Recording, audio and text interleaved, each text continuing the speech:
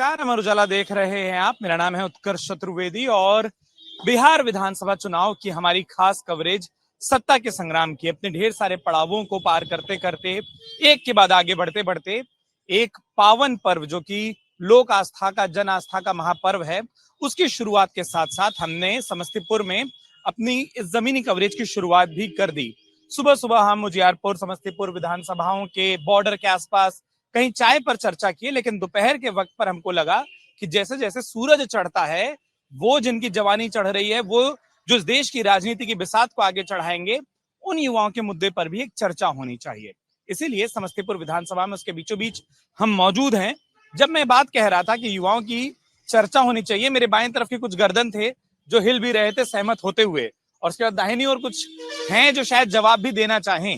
ये बाएं दाएं का फेर ही किसी भी विधानसभा परिणाम के बाद असली वजह बनता है किसी के बाएं और दाएं बैठ जाने की।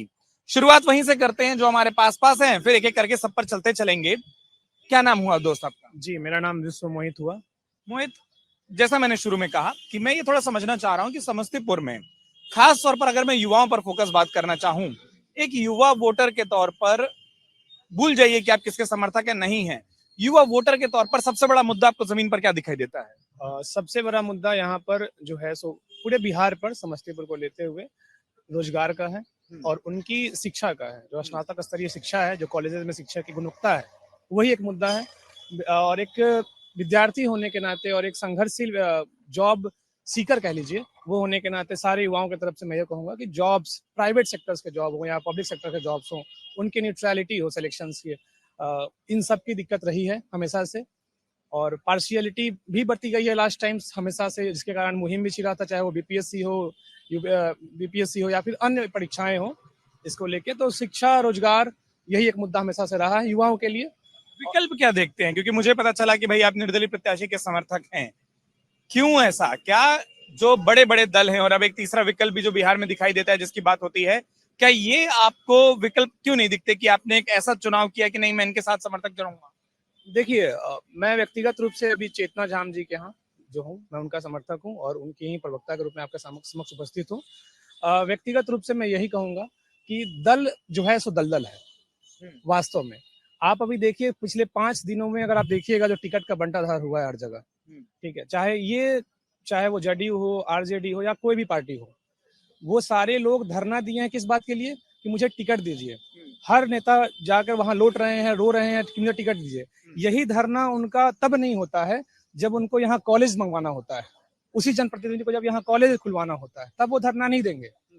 वो धरना तब देंगे जब उनको विधानसभा रुकवाना होगा। किस लिए? कि किसी को किसी ने गाली दे दिया, किसी ने किसी को कुछ कर दिया। विकास के लिए धरना कभी आपने किसी नेता को देते हुए नहीं देखा होगा। ठीक है, चलिए जवाब भी ले लेते हैं। जदयू से आप हैं, युवाओं के बड़े मुद्दे, और जब हम बिहार घूमते हैं तो एक शब्द हमको सच में सबसे ज्यादा सुनाई देता है, वो है रोजगार का, पलायन रोकने का। कुछ पार्टियों के मैनिफेस्टो में भी वो बातें हैं और कई ये कहते हैं कि सिर्फ घोषणा पत्रों तक की बात सीमित रह जाती है। जमीन पर युवाओं के लिए क्या हो रहा है?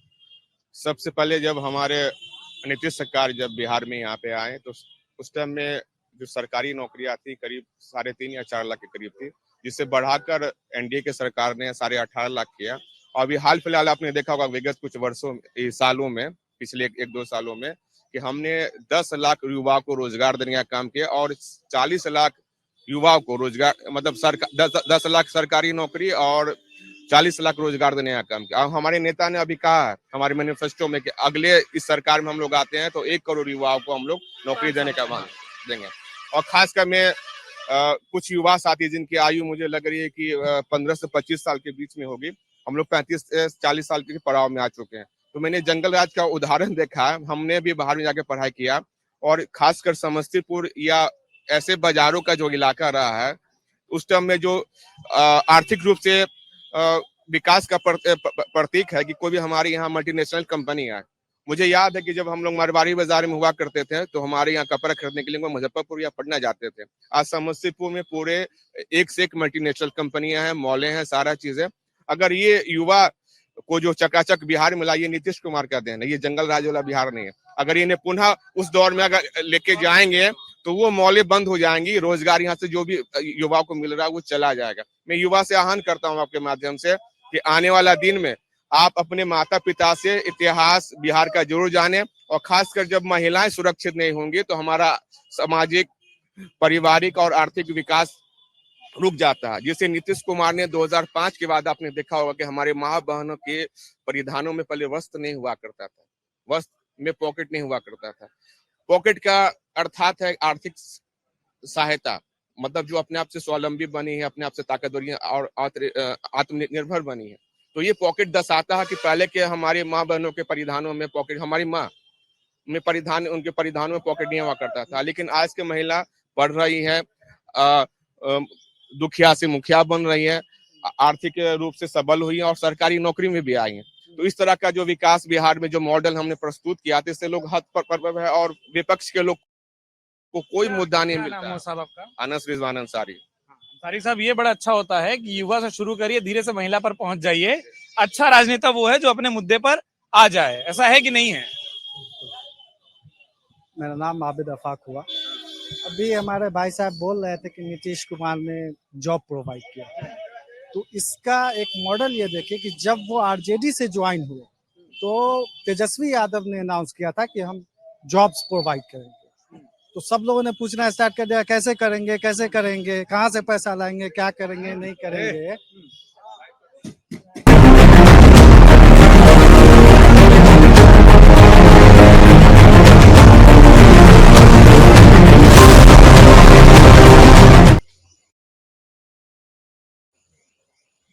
युवाओं की चर्चा पर जब कुछ वादे होते हैं, कुछ सवाल होते हैं, उसके कुछ जवाब होते हैं, लेकिन बात वहां नहीं होती। जो एक चेहरा मुस्कुरा रहा था, मुस्कुराता वो चेहरा सुन भी वहां रहा था और जवाब भी वहीं देना चाह रहा था। और अक्सर ये होता है कि जो विपक्ष में होता है वो सत्ता को घेरना चाहता है।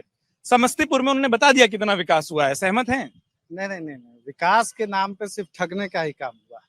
विकास क्या हुआ है? एक अच्छी एजुकेशन सेक्टर नहीं है, यहाँ पर अच्छा एजुकेशन नहीं दिया जा रहा है। एक हॉस्पिटल नहीं, अगर आपको हार्ट के पेशेंट है तो पटना जाना पड़ेगा। आपकी दुआ से अब तक तो नहीं है अंडर, और मैं भगवान से दुआ भी करूंगा कि हो भी नहीं आप, ठीक है। लेकिन बहुत सारे लोग हैं जो इस मरीज हैं, बीमार हैं, एक अच्छा मेडिकल यहाँ सुविधा उपलब्ध नहीं है, तो किस विकास की बात आप कर रहे हैं? विकास क्या होता है? विकास का मतलब क्या है? ये मेरे समझ से बाहर है। इन लोगों का क्या है विकास का मतलब? विकास सिर्फ रोड बन जाना विकास है? तो कोई बात नहीं है। दूसरी बात मैं ये बोल रहा था, हमारे भाई साहब ने बोला कि जॉब प्रोवाइड किया, तो जॉब जो प्रोवाइड किया, जब ये मैं सत्ता, तो देख रहा हूँ, ध्यान से सुन रहे हैं कि नहीं, कि जवाब भी मेरे को लेना पड़ेगा। जब ये सत्ता दोनों की कोलैबोरेट हुई, आरजेडी और जेडीयू की, तो तेजस्वी यादव ने पहले ही बोला था कि मैं जॉब्स प्रोवाइड करूंगा, और उन्होंने करके दिखाया। तो जेडीयू को भी अब उसकी तो पीछे पीछे तो लगने की आदत है, क्योंकि वो जितने अनाउंस कर रहे हैं अपना, उसके पीछे पीछे वो चल रहे हैं। तो पीछे ही चलने की आदत है, वो पीछे ही चलते रहेंगे। क्या नाम हुआ आपका? आबिद अफाक। आबिद के दोस्त हैं आप?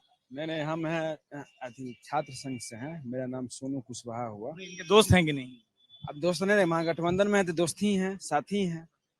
मतलब मजबूरी का है कि गठबंधन हो गया इसलिए दोस्त? मजबूरी का नहीं, 90% सब हम लोग एक साथ हैं।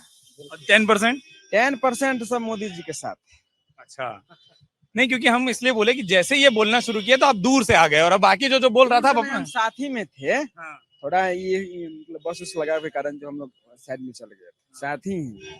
क्या है समस्तीपुर में माहौल? समस्तीपुर में पूरा माहौल टाइट है। इस बार तेज रफ्तार तेजस्वी सरकार। तेज रफ्तार तेजस्वी सरकार। 10% मोदी जी के साथ हैं। 10%, उसमें भी 5% जुड़ गया है। किसके साथ? ये महागठबंधन के साथ। हमको लगा आप 10% मोदी जी के साथ है, 90% इनके साथ। नहीं, 100 में 90 शोषित है, 90 भाग हमारा है। इसमें 90% वोटर जो है महागठबंधन के साथ है, लालू यादव के साथ। कारण है हम लोग का बोलने का अधिकार, क्या कहते हैं, बोलने का अधिकार, सब जगह जो है बैठने का अधिकार लालू यादव जी दिए हैं हम लोग का। कहाँ अधिकार, मेरा क्या अधिकार छुपा हुआ था, जो उसमें जो है हम लोग को कहाँ से दोस्त अच्छा बोल रहा है, कैसे अधिकार लेना है, वो मतलब हम लोग को आवाज दिए हैं बोलने का। ठीक है, मैं आता हूँ आप पर। इससे पहले यहाँ जवाब ले लूँ। आपने सुना, आप तो खैर उन्हीं के साथ के हैं तो आपको मजा आएगा, आप इनके साथ के हैं। अब वो ये बता रहे हैं कि 90% एक साथ हैं हम लोग। जैसे कि हमारे साथी ने यहाँ से वाले राजद सब एक जगह, हाँ। राजद वाले ने सवाल उठाया है कि हमारे जिला में एजुकेशन की व्यवस्था अच्छी नहीं है, और मेडिकल की व्यवस्था नहीं है। मैं उनसे कहना चाहूंगा कि बिहार में 1 या 2 मेडिकल कॉलेज हुआ करता था। आज हमारा एक छोटा सा जिला है, समस्तीपुर जिला को अगर ग्रेड वाइज बांटे तो तीसरा चौथा ग्रेड में आएगा। वहां पे मेडिकल कॉलेज को खुल जाना ये बहुत बड़ी उपलब्धि है। अगर अगर इस उपलब्धि को भी अगर वो नकार रहे हैं तो इसमें कुछ नहीं कहा जा सकता है। अच्छा, आपने ये नहीं बोला कि उनका चश्मा नीचे उतरा हुआ है, वो चश्मे से देख नहीं रहे हाँ, हैं। उनकी चश्मा, हाँ, उनकी सोच और नजरिया अगर चरवाहा विद्यालय तक है तो इसके आगे मेरी कोई शब्दावली नहीं है। आप बोल रहे थे, आप जवाब देंगे। हाँ, फिर आप सबसे पहले सुनकर लेकर जवाब लेकर ही आ रहा हूँ, फिर आप ही पर आऊंगा। सबसे पहले युवा साथी को मैं बताना चाहता हूँ, ये भारतीय लोकतंत्र का अधिकार है। बाबा साहेब का ये संविधान दिया हुआ है, उसके तहत किसी को भी बैठने उठने का अधिकार दिया है। लालू यादव कौन होते हैं अधिकार देने वाले? मैं युवा साथी है, बताना चाहता हूँ, उनको बोलना चाहता हूँ कि ये संवैधानिक अधिकार है। अगर आपको भूख लगा तो आप अपने माँ को कहते कि माँ मुझे भूख लगी है, तो ये संवैधानिक अधिकार आपको लालू यादव ने नहीं दिया। ये संवैधानिक जो बाबा साहब का संविधान है, जो भारत में संवैधानिक अधिकार, उनका ये अधिकार है। अपने अधिकारों को पहचाने। और खासकर युवा साथी उनको और मैं एक तरह से बोलना चाहता हूँ, तेजस्वी यादव जब से उनको राजनीतिक रोजगार हमारे नेता माननीय मुख्यमंत्री श्री नीतीश कुमार जी ने 2015 में देने का काम किया, उस कारण से आज वो राजनीतिक में भी रोजगार दिया। हमारे एक ऐसे नेता हैं जो राजद को 21 से 80 अच्छा रोजगार दिया कि आज टक्कर में वही आ गए हैं। टक्कर में नहीं है। वो अपने माता पिता का 5 काम भी अल्पसंख्यक समाज का बोल के दिखा दे कि मैंने ये किया है, मैं राजनीति छोड़ दूंगा। वो तो अपना गिनाते हैं, बोलते हैं मेरा 17 महीने का काम इतना है। आपके चैनल से माध्यम से सब पूरे बिहार वासी को मैं बताना चाहता हूँ, ये एनडीए का ही देन है जो रोजगार से युवा जुड़ रहा है और आगे भी जुड़ेगा। और खासकर जो साथी कहते हैं कि सरकार अस्पताल का चीज है, पहले ये लोग समाज को ब्लॉक पर, अस्पताल को, विद्यालय को जो खंडर में तब्दील कर दिया था, आज देख लीजिए चकाचक भवन है। जो नहीं बोल पाए पहले एक बार उन पर, फिर मैं जवाब ले लेता हूँ। हाँ। आ रहे हैं, आप पर भी आ रहे हैं। हाँ। ये भी निर्दलीय है, ये बगल में भी खड़े निर्दलीय हैं।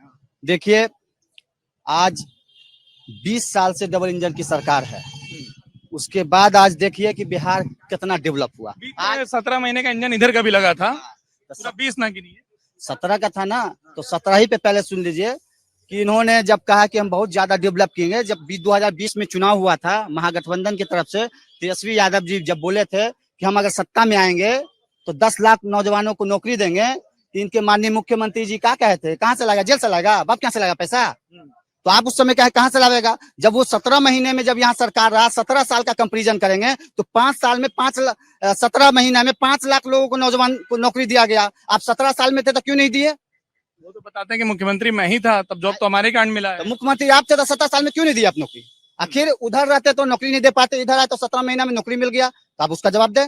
दूसरी बात कि आप कहते हैं बिहार बहुत ज्यादा डेवलप किया, तो बिहार एक ऐसा राज्य है जो पूरे देश में एक पलायन राज्य बन के रह गया है। आप कहते हैं बिहार बहुत ज्यादा डेवलप हुआ, तो महाराष्ट्र के लोग आके क्यों नहीं बिहार में नौकरी करते हैं? दिल्ली के लोग आके क्यों नहीं करते हैं? पंजाब के लोग आके क्यों नहीं करते हैं? तो आप झुकोसलाबाजी से ये नहीं चलेगा। इसलिए आप कह रहे हैं फिर कि बिहार बहुत ज्यादा डेवलप किया, तो बहुत सारे चीनी मिल आपको बिहार में थे वो क्यों बंद है? आप कह रहे हैं बहुत ज्यादा डेवलप हुआ, तो समस्तीपुर में चीनी मिल था क्यों नहीं चालू हुआ? पेपर मिल था क्यों नहीं चालू हुआ? आप 15 साल भर से आपके मैनिफेस्टो में है ये सारा चालू कर रहा है। हमारा सरकार आवेगा, आपको मालूम होगा ना कि ये हमारे ही सरकार में, कांग्रेस की ही सरकार थी, तो जब सब चीनी मिल, पेपर मिल सब चालू था। इनके आने के बाद जो है जो बंद हुआ, तो फिर कहे कि हम चालू करेंगे। 15 साल का ये कंपेरिजन करते हैं, जंगल राज की बात करते हैं। वो जंगल राज से आप जो कंपेरिजन करते हैं, वो जंगल राज नहीं था, वो सामाजिक परिवर्तन राज था। सामाजिक परिवर्तन जिसकी ये बात कर रहे हैं। जिस प्रदेश में कांग्रेस की सरकार है वहां पे कितने चीनी मिल की या कितने मिल का उद्घाटन किया, चालू किया गया है, जरा भाई साहब डाटा देंगे। अरे भाई साहब, वहाँ कितना क्या किया? समस्तीपुर से ना धीरे धीरे राजस्थान, छत्तीसगढ़ और आप बिहार की बात करें ना, आप मैंने आराम से, जो नहीं बोल पाए जैसा मैंने कहा। हाँ, क्या नाम भाई? देखिए, बहुत सारी बातें आई, लेकिन मूल बात जो है वो चीजें नहीं हो पा रही है। बिहार में अभी जो चुनाव हो रहा है, बेरोजगारी, पलायन और सामाजिक न्याय के मुद्दा सबसे अहम मुद्दा है। तो फिर वो सहमत हैं, गर्दन हिल रही है। नहीं, सहमत हो या ना हो, जो बात अगर बोल रहे हैं तो सारे लोग हैं उस चीजों को समझ रहे हैं। लेकिन बिहार की जो मुद्दा है, जिस बात को आप कह रहे थे कि चीनी मिल, जूट मिल वगैरह वगैरह, तो जो पहले की जो सरकारें थी उस समय में इस तरह के मिल सरकारें, चीनी मिल, जूट मिल थी। लेकिन ये 20 साल से, और बीच में छोड़ दीजिए कुछ दिन के लिए, जो आरजेडी जदयू की जो गठबंधन बनी, उस गठबंधन में जो नीतीश कुमार उधर भाजपा के साथ असहज, जो ऑक्सीजन उनको नहीं मिल पाता था, सांस नहीं ले पाते थे, जब इनको 17 महीना में सांस मिला तब बीपीएससी की रोजगार शुरू हुआ। और आप देखिएगा कि जब भाजपा के साथ आए, TR4 का अनाउंस हुआ, छात्रों को ठगा गया, रोजगार नहीं दी गई, जबकि लाखों पद खाली है। ये उनका जवाब है। दूसरी बात, क्या अब अभी बात आ रहा था कि जहां पर हम बात कर रहे हैं बिहार की, हम मूल रूप से बिहार के भी चर्चा करेंगे कि इस 20 साल में जो चीनी मिल था, जो जूट मिल था, उसका मशीनें काट काट कर इस राज्य में बेची गई है। और इसका जीता जाता उदाहरण है, कई तरीके से जान सकते हैं। यहाँ पर 500 मीटर पर चीनी मिल का परिसर है। उस चीनी मिल के परिसर को चालू करने के बजाय, उसके ऊपर सोचने के बजाय, औने पौने दाम में, कौड़ी के भाव में उसका जमीन बेच दी गई और घेर दी गई। अगर बगल में आप देख लीजिएगा, आपके स्थानीय रिपोर्टर होंगे, बता देंगे, 2 किलोमीटर पर जूट मिल है। उस जूट मिल से इस पूरे क्षेत्र का लोग लाभान्वित होते थे और उससे किसान लाभान्वित होते थे। एक मिल होने से 50,000 लोग लाभान्वित होते हैं, रोजगार से जोड़ते हैं। लेकिन इस तरीके की रोजगारों को चालू करने से, फैक्ट्रियों की चालू करने की फुर्सत ये सरकार के पास नहीं है। लेकिन बड़े बड़े दावा करके ये क्या कह रहे हैं कि हम लोगों को रोजगार सृजित कराएंगे। रोजगार क्या? जो फलाना जो बीजेपी के लोग हैं उनका रील्स बना करके लोगों तक पहुंचाना, उनका सर्वे करना, मिस कॉल मारने वाला जो है कॉल सेंटर में काम करना, नोएडा में ले जा करके, ये रोजगार नहीं है। ये सुनील मेरा नाम क्या हुआ। नाम हुआ आपका? सुनील।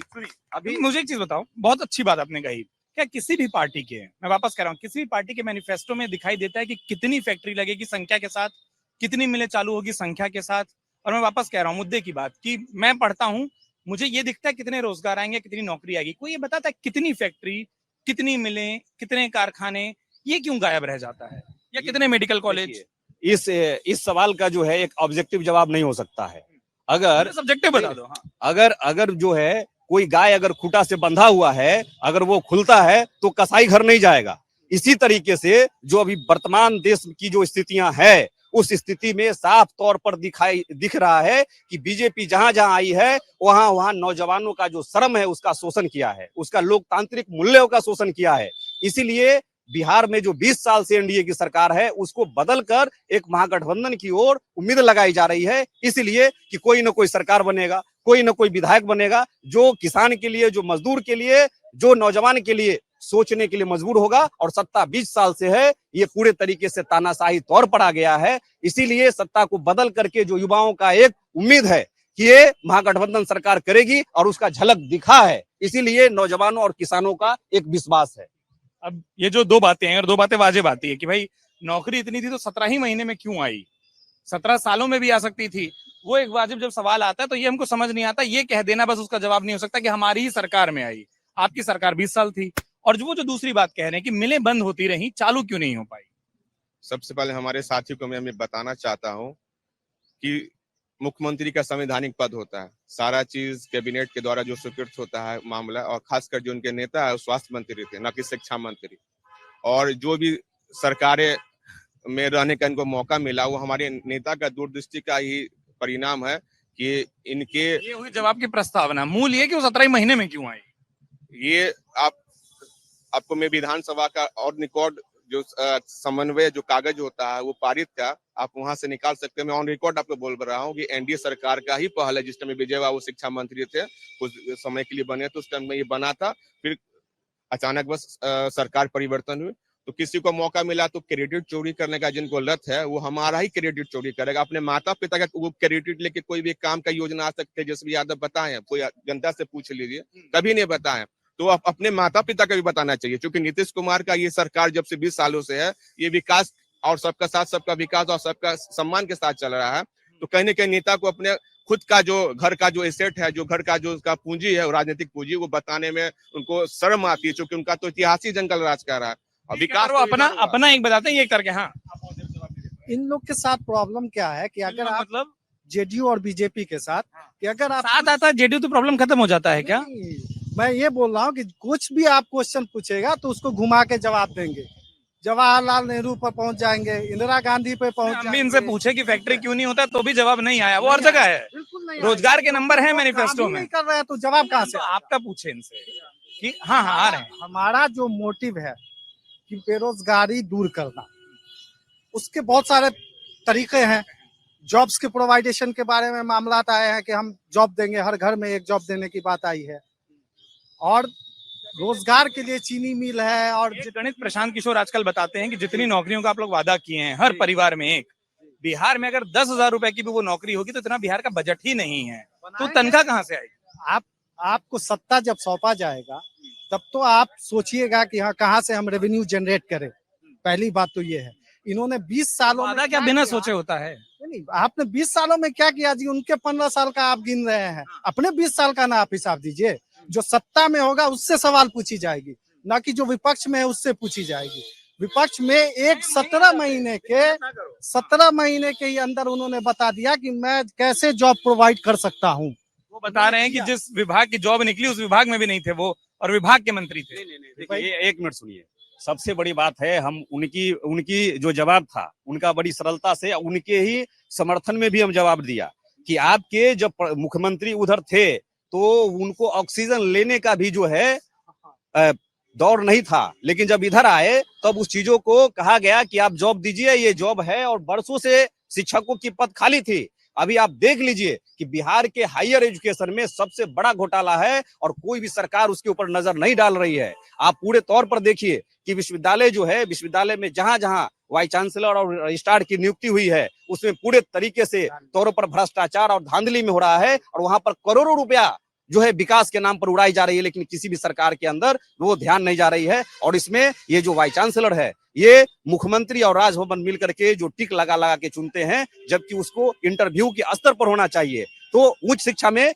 कई तरीके के जो है खामियां है। आप देख लीजिए कि ये सीएम अपना एक सीएम कैंडिडेट ये लोग घोषित नहीं कर पा रहे हैं कि हमारे सीएम के कौन रहेंगे चेहरा। ठीक है, आपके अंदर में लड़ा जाएगा, लेकिन सीएम तो हम अपना बैठाएंगे। ये है बीजेपी, अभी जेडीयू को खत्म कर देगा। अरे आराम से पहले आपस में तय कर लो। हाँ, हो ये गया बोलने हैं, क्या बोलना चाहेंगे? भैया नाम क्या है आपका? मेरा नाम राजीव रंजन पांडे है। हमको कहना यह है कि बीजेपी जो है झूठा वादा करके एक बार 2014 में जीत गई। झूठा वादा करके 15 लाख देंगे, ये देंगे, वो देंगे। सारा नेता आता है, जीत लेता है, उसके बाद कोई कुछ नहीं करता है, सब लूट खसोट मचा रखा है। और बीजेपी को तो हमको तो लगता है बीजेपी को अभी इलेक्शन होगा तो रियल में 20% वोट भी नहीं मिलेगा, खासकर बीजेपी को। तो 10 बता रहे थे, आप 20 तक पहुंचाएगा। 20% भी नहीं मिलेगा। ऑल ओवर इंडिया की बात कर रहा हूँ मैं, सब बेईमानी करके जीत रहे हैं ये लोग।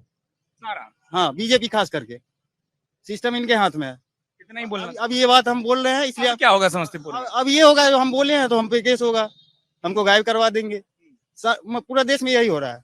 अगर कोई बोल रहा है तो उसको मरवा दे रहे हैं, केस करवा दे रहे हैं। बीजेपी खासकर ये कर रही है। आप गायब होने के लिए आए हैं यहाँ? नहीं, हमको बोलना है, हम राहुल गांधी के साथ खड़े हैं और खड़े रहेंगे। ठीक, बहुत बढ़िया। कौन? हाँ, बहुत जो नहीं बोल पाए एक बार उनसे। हाँ, क्या नाम भाई? अब्दुल समद नाम है सर। आप पूछ रहे थे समय पर शुरू होगा कि नहीं होगा? जी सर, हम इनसे पूछना चाहते हैं। इनसे पूछना चाहते हैं। हाँ, बहुत प्रिय हैं आप सबके। इनसे पूछना चाहते हैं, ये नीतीश कुमार के हैं। देखोगे तो कैमरे में फोटो आएगा। ठीक सर, तो इनसे पूछिए कि समस्तीपुर में 10 विकास ये बता दे हमको। यार, दोनों मोबाइल का दोनों कैमरा दोनों तरफ चालू है क्या? नहीं सर, 10 विकास बता दे। और अभी प्रेजेंट में इनकी सांसद है सांबवी चौधरी यहाँ के, ठीक है। उनसे पूछिए कि इलेक्शन के टाइम में उन्होंने समस्तीपुर के हर घर में जाके बकरी का बच्चा खिलाया, आदमी के बच्चा को खिलाया। आज वो सांसद बन गई है, समस्तीपुर के कौन से पंचायत में वो आके रुकती है कि हम आपकी क्या समस्या है, आज वो बता दे। वो आती है डायरेक्ट वहां से, और डायरेक्ट वो पुल के पार यहाँ पे जाम लगता है। ये हमारा यहाँ पे दुकान है, हम यहाँ पे से फोकस करते हैं। सर 17 साल उम्र है, लेकिन राजनीतिक के गुरु हमारे राजेंद्र शाह हैं, ठीक ना। हमने उनसे राजनीतिक सीखा है। 14 वोटर आईडी कार्ड भी नहीं बना हो, लेकिन मैंने ये सब चीज बहुत चीज नोटिस करता हूँ सर। इनसे बैठे हो कि जैसे ही पहला वोट मिलेगा अपने खुद पे डालना है, खुद राजनीतिक में उतरेंगे, खुद डालना है। इनसे पूछिए कि 10 काम बता दे समस्तीपुर में विकास। बस पूछ रहा हूँ, क्या कुछ बोलिएगा? तो अमर उजाला को हाँ, आपका स्वागत और धन्यवाद। हाँ, ये दोनों ग्रहण। क्या बोल रहा है, बोलिए, बताइए। कुछ तो इतना देर सुनकर क्या समझ आया? हम इसमें क्या बोलेंगे? क्या बोले अच्छा हो रहा है, बुरा हो रहा है? अच्छा हो रहा है। मेरा जो बीजेपी जो भी काम कर रही है वो जमीन पे कर रही है, दिख रहा है सबको बीजेपी का जो भी योजना है सब धरातल पर दिख रहा है। या यहाँ तक नहीं दिख रहा है? या देखिए क्या नहीं है, देखिए जैसे हमारे मुख्यमंत्री जो है अभी 10-10 हजार महिला को दिए हैं, ठीक है ना। सिलेंडर दिए हैं हमारे मोदी जी, सभी के घर में, गरीब अमीर सबके घर में है ना। तो ये सब हमारा योजना क्या नाम हुआ आपका? मेरा नाम मोहम्मद वसीम अख्तर, अल्पसंख्यक मीडिया पर। अरे पहले 10 सर, तो पूछ एक- ले। एक अरे, objection। तुम सच में नेतागिरी तैयारी कर लियो, वोटर भी नहीं होगी। इन्होंने बोला कि 10,000 हमारे मुख्यमंत्री ने दिया। इनसे पूछिए कि 10,000 जो दिया, अगर हमारे गांव के लोगों से पूछिए, बाहर के लोगों से नहीं, गांव के लोगों से पूछिए, उनको क्या कहा गया कि हम आपके अकाउंट में 10,000 डलवा देंगे, ठीक ना? 10,000 उसमें से आप 7,000 हमको दो, 3,000 आपको मिलेगा। नॉर्मल क्लास आदमी क्या सोचता है?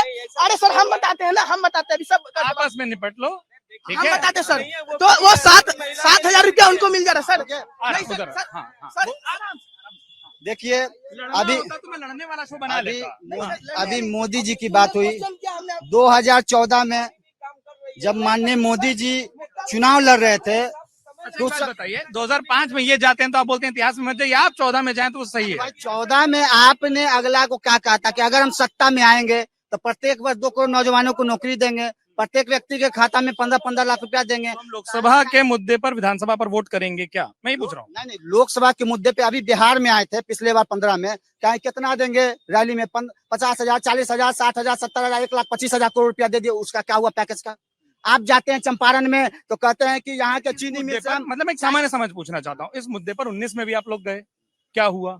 जनता ने कुछ तय किया होगा। 14 के मुद्दे आप 19 में ले गए, 19 के मुद्दे आप 24 में ले गए, क्या वो 25 में भी वही मुद्दे रहेंगे 2014 के और इनके लिए 2005 के? देखिए अभी बिहार में सर्वे हुआ जिसमें पता चल गया डबल इंजन की सरकार को कि हम बुरी तरीका से हार रहे हैं, तो इन्होंने SIR लाया। SIR ला के वोट में नाम कटा, वोट में नहीं नाम कटा, बिहार से लोगों का नाम कटा, 65 लाख लोगों का। हम यही जान लेते हैं, हम यही जान लेते हैं कि 65 लाख लोग का, क्योंकि चुनाव का दावा है जिंदा मरेगा। यहाँ किसका नाम कटा है वोटर लिस्ट में से, वो कोई एक आदमी बता दे। यहाँ नहीं कटा है, गांव में और लोगों का कटा है ना, जिनको मैं तो सुबह भी घूमा था और मैं सुबह भी पूछा था ये। मैं इसलिए बोल रहा हूँ, मुझे आज तक एक शो में नहीं, मैं एक चीज समझना चाह रहा हूँ।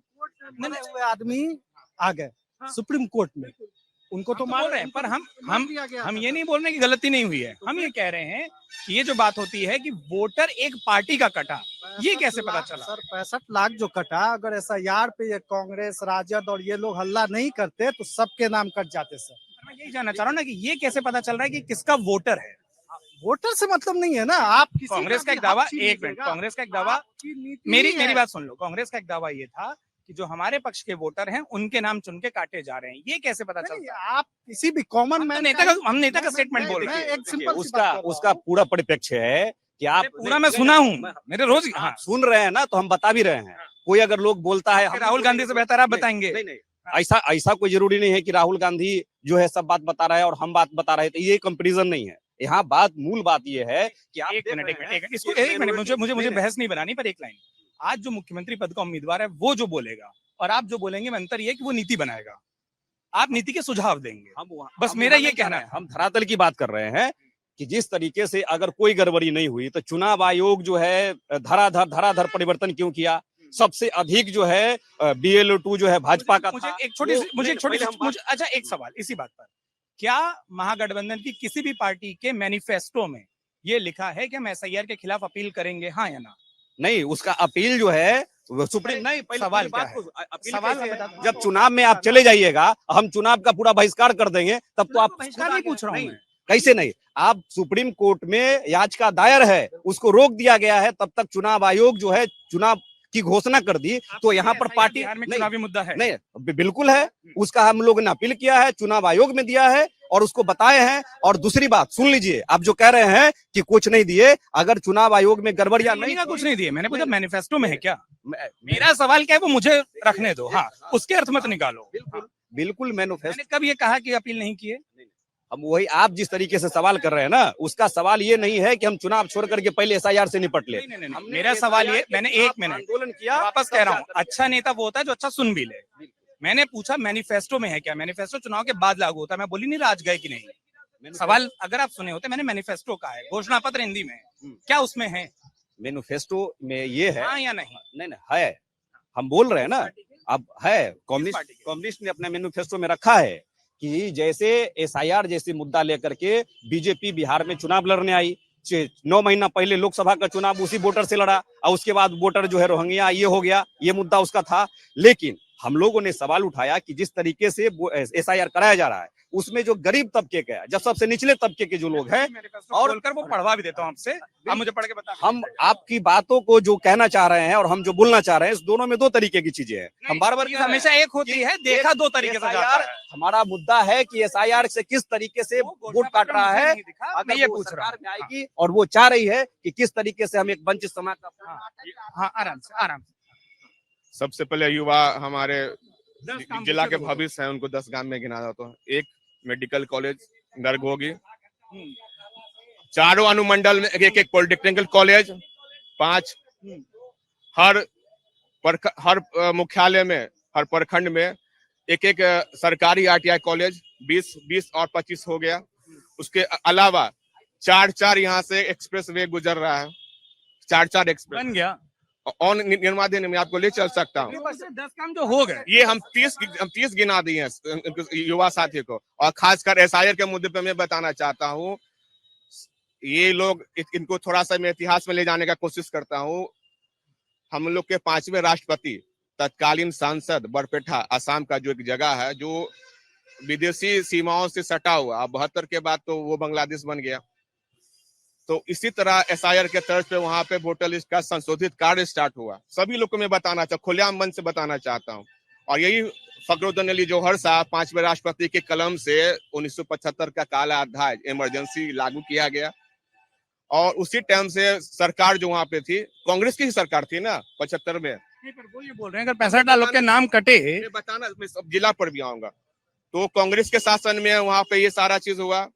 और फखरुद्दीन साहब का जो वोटर था सीमा के बाहर का था। तो इस तरह का जो देश पर जो समस्या उत्पन्न हो जाता है, बोल रहे हैं SIR में जितने नाम कटे हैं वो बाहर के हैं। जो बाहर के थे, भारत में जो गलत तरीके से आए थे, जो भारत में वो 65 लाख बाहर के हैं, जो भारत में गलत तरीके से आए थे, आज वो हमारे मतदाता सूची से बाहर है। कहाँ मेरे मोहल्ले में किसी का कट गया? नहीं, हम ये पूछ रहे हैं 65 लाख वो जो बोल रहे हैं वो सब बाहर के हैं आज क्या? पूरे समस्तीपुर में यहाँ पर करीब सरकारी जो आंकड़ा है आपको 32.5 लाख का था, जो अभी हम लोग को 30 लाख के अंदर का हुआ। और प्रत्येक अच्छा ये बताइए, 65 लाख वोट इनका कहना है कि जो बाहरी था, विदेशी था, कटा, उसको पब्लिश कीजिए। आप यही लोकसभा में 65 लाख वोटर से, यही विदेशी या फर्जीवाड़ा से आप लोकसभा में सांसद बनते हैं, देश का प्राइम मिनिस्टर बनते हैं।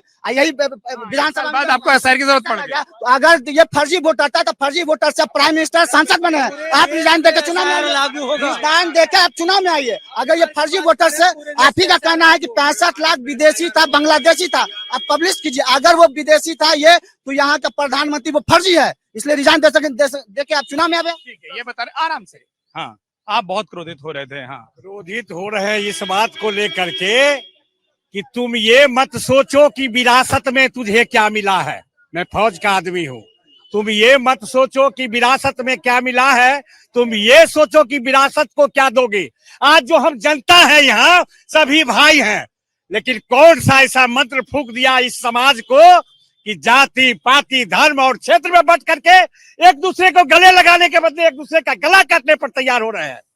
यही कारण है मैं उजियारपुर विधानसभा क्षेत्र से निर्दलीय प्रत्याशी लड़ रहा हूँ चुनाव अभी, इसीलिए क्रोधित होने का कहीं का नहीं। तो आप आम आदमी बोलकर बता रहे थे नेताओं से बात मत करो, बता दिए कि उम्मीदवार हैं। नहीं, हम बोल रहे थे निर्दलीय उम्मीदवार, 3 बार बोले हैं। आप पूछ लीजिए, बोले ना कि कॉमन पब्लिक से। नहीं, 3 बार क्या भाई साहब बोले कि निर्दलीय का क्या वैल्यू नहीं है, मैं बोला हूँ।